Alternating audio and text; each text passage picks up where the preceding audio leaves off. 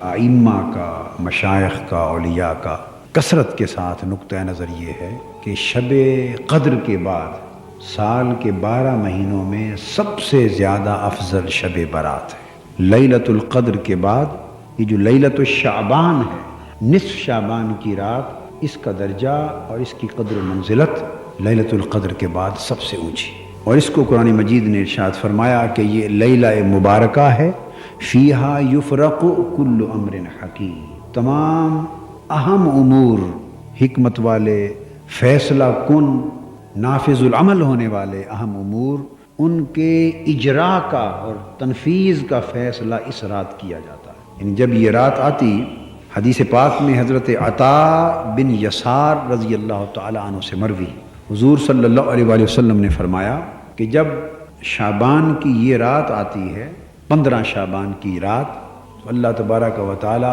ملک الموت کو اگلے سال یعنی شعبان سے شعبان تک کے موت و حیات کے امور نفاذ اور اجراء کے لیے سپرد فرما دیتے ہیں۔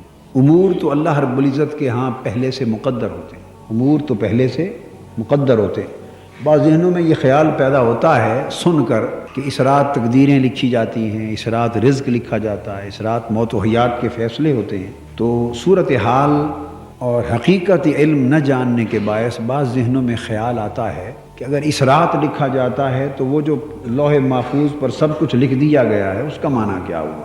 تو دونوں میں فرق یہ ہے، اور دونوں باتوں میں تطبیق، مطابقت یہ ہے، اللہ رب العزت کے علم میں تو سب کچھ پہلے سے آ گیا، اور سب کچھ پہلے سے آ جانا یہی اس کی لوح محفوظ ہے، اس کی لوح اس کا علم ہے، اور اس میں سارا علم حفاظت کے ساتھ آ گیا ہے۔ اس رات لکھا جانا کا مطلب یہ کہ حضرت عطا بن یسار سے جو مروی ہے، جب یہ رات آتی ہے تو ملک الموت کو اگلے سال بھر کے لیے وہ امور جنہیں نافذ کرنا اور جن کا جاری کیا جانا ہے وہ سپرد کر دیے جاتے ہیں۔ اور حضور صلی اللہ علیہ وسلم نے فرمایا کہ بہت سے لوگ ایسے ہوتے ہیں کہ جو 15 شعبان ان پر گزرتی ہے اور وہ اپنے ظلم میں مصروف ہوتے ہیں، یا آئندہ سال ظلم، لوٹ مار، فسق و فجور، جبر و بربریت اور خیانت وغیرہ کے ظالمانہ منصوبے بنا رہے ہوتے ہیں کہ ہم یہ کریں گے، یہ کر دیں گے، یہ کر دیں گے، اور اسی طرح مختلف فسق و فجور اور گناہوں کے خیالات لے کر بیٹھے ہوتے ہیں۔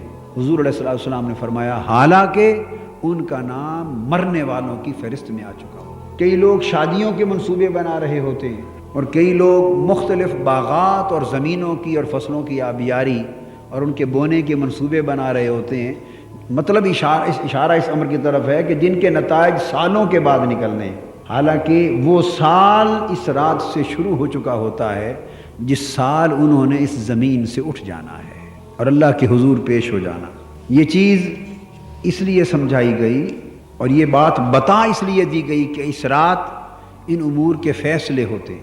اسی طرح لوگوں کے رزق کے بارے میں اس سال اس کا رزق کتنا ہوگا، اللہ رب العزت اس معاملے کو فیصلہ فرما دیتے ہیں۔ یعنی وہ جو امر الہی ہے اور علم الہی ہے وہ نیچے نفاذ کے لیے ایک سال بھر کا، جو جیسے آپ گورنمنٹ بجٹ بناتی ہے، میں اس کی مثال دوں آپ کو، 5 سالہ بجٹ بنتا ہے یا سال کا بجٹ بنتا ہے۔ ہر سال آپ سال کے بجٹ سے تو واقف ہیں، ہر سال حکومت جون میں ایک سال کا بجٹ منظور کرتی ہے، اسمبلی میں بجٹ بل پیش ہوتا ہے۔ تو جب بجٹ منظور ہو جاتا ہے تو اس کے بعد منظور تو یک بارگی پورے سال کا بجٹ ہو گیا، اب اس کا ریلیز کیا جانا مختلف شعبوں کو، وہ ضرورت کے مطابق کسی کا ماہانہ تنخواہیں ہر ماہ، کسی کے 6 ماہی، کسی کے 6 ماہی پروجیکٹ کے مطابق ریلیز ہوتے رہتے ہیں۔ اسی طرح بڑے ملکوں کے ساتھ جب بیرونی معاہدے ہوتے ہیں، ورلڈ بینک کے ساتھ ہوتے ہیں، امریکن فائنانشل انسٹیٹیوشنز کے ساتھ ہوتے ہیں، تو وہ 5 سالہ منصوبوں کی فنڈنگ یا 10 سالہ منصوبے کی فائنانسنگ کے معاہدے ہو جاتے ہیں، بجٹ بن جاتے ہیں، مگر گریجولی 3 قسطوں میں، 10 قسطوں میں، 5 قسطوں میں مختلف مواقع پر ان کا ریلیز ہوتا رہتا ہے۔ یہ بات آپ سمجھ گئے؟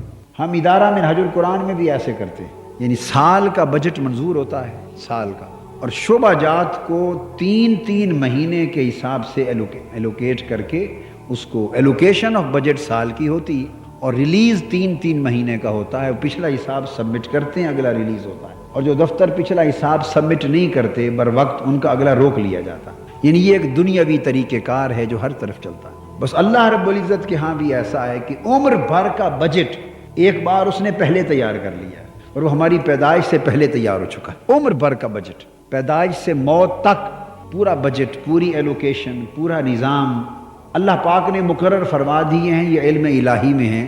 اس علم الہی میں ان چیزوں کا ہونا، اسی کو لوح محفوظ پہ لکھا جانا کہ بعضوں کو اللہ پاک لکھ دیتے ہیں، بعض لکھے بغیر اس کے علم میں ہوتی ہے. یہ ایک الگ مسئلہ ہے، مگر یہ بات طے شدہ ہے کہ عمر بھر کے ہمارے احوال و اعمال اور ہمارے ارزاق و آجال، ہمارے بجٹ عمر بھر کے اللہ پاک کے ہاں پہلے سے، پھر ہر سال کے حساب سے ریلیز ہوتے ہیں. ایلوکیشن پہلے ہو گئی ہے اور ریلیز پروسیس 15 شعبان کی رات کو ہوتا ہے. اس رات کی اہمیت یہ ہے کہ 15 شعبان کی رات کو اگلے شعبان تک کا بجٹ سال کا ریلیز ہو جاتا ہے. اور اس کی رحمت کا عالم یہ ہے. اب یہ بات سوال پیدا ہوتا ہے ایک اگلا کہ جب اس نے وہی جو پہلے سے طے شدہ بجٹ ہے وہی ریلیز کرنا ہے تو یہ رات بتانے کی ضرورت کیا ہے کہ میں اس رات کو ریلیز کرتا ہوں. فیہا یفرق کل امر حکیم.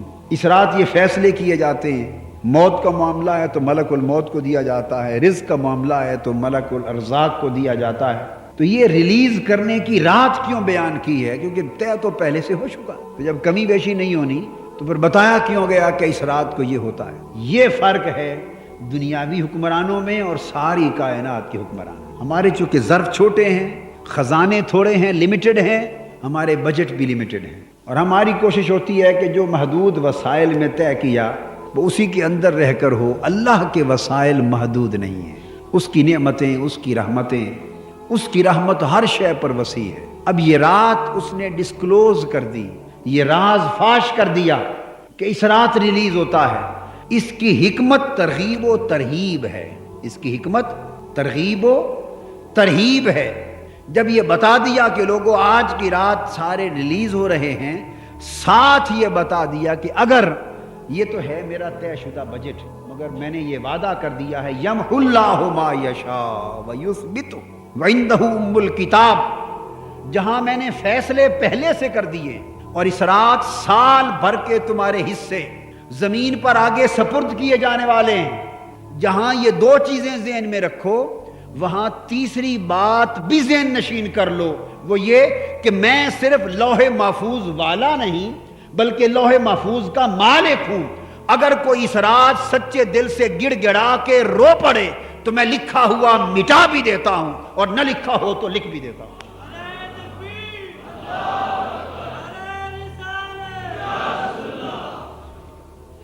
اگر رد و بدل کا امکان نہ ہوتا تو یہ رات بتائی نہ جاتی. یہ بات آپ کے پلے پڑی.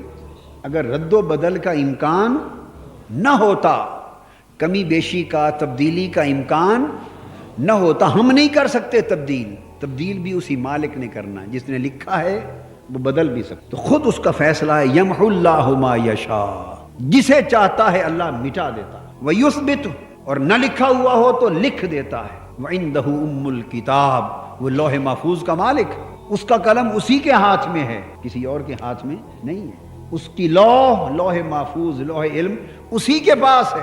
جو چاہتا ہے مٹا دیتا ہے، جو چاہتا ہے لکھ دیتا ہے. اور حضور علیہ الصلوۃ والسلام نے فرمایا دو چیزیں تقدیر کو بدل دیتی ہیں. دو چیزیں بولیے تقدیر کو بدل دیتی ہیں، ایک دعا اور ایک صدقہ و خیرات. ایک دعا اور ایک صدقہ و خیرات.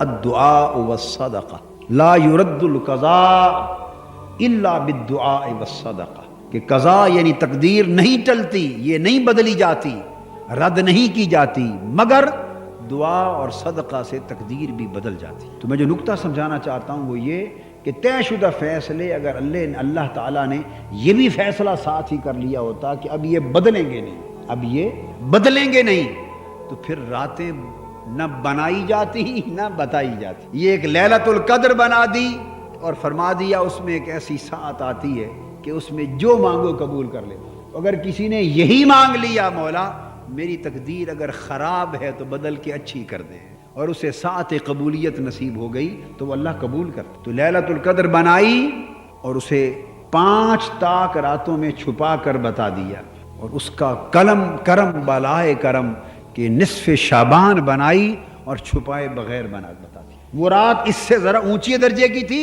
اس سے ذرا اونچے درجے کی تھی.